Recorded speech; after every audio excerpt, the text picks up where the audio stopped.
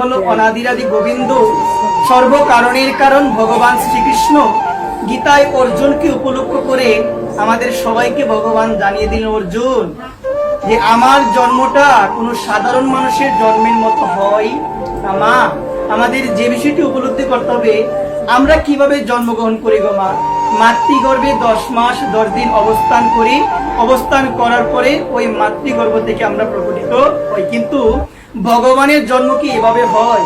ভাগবত বলছেন ভগবান অনাদিরাদি গোবিন্দ যখন প্রকটিত হয়েছিল, স্বয়ং ভগবান আমার দেবকী মায়ের সামনে চতুর্ভুজ বিষ্ণু মূর্তি নিয়ে প্রকটিত হয়েছিল। তখন দেবকী মা আমার ভগবানকে বলেছিল যে ভগবান তুমি দয়া করে, তুমি কৃপা করে তুমি একটা ছোট্ট শিশুতে পরিণত হও, কারণ তোমার এই ভয়ঙ্কর রূপ দেখে আমরা ভয়ভীত হচ্ছি। তখন ভগবান কি করেছিল? ভগবান সেই চতুর্ভুজ নারায়ণ মূর্তি পরিত্যাগ করে ভগবান নিজেকে একটা ছোট শিশুতে পরিণত করেছিল। একবার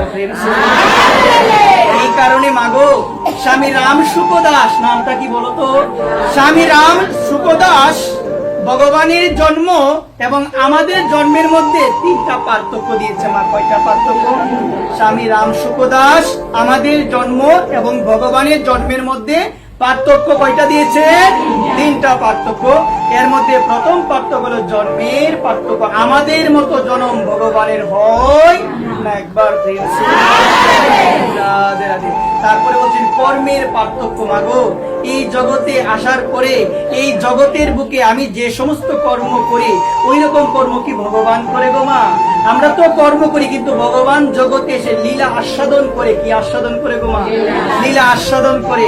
এই সম্বন্ধে শাস্ত্র বলছেন ভগবান অনাদিরাদি গোবিন্দ শ্রীকৃষ্ণ ভগবান যে লীলা করেন সেই লীলা যেন আমরা কখনো অনুকরণ না করি। কি না করি গো মা?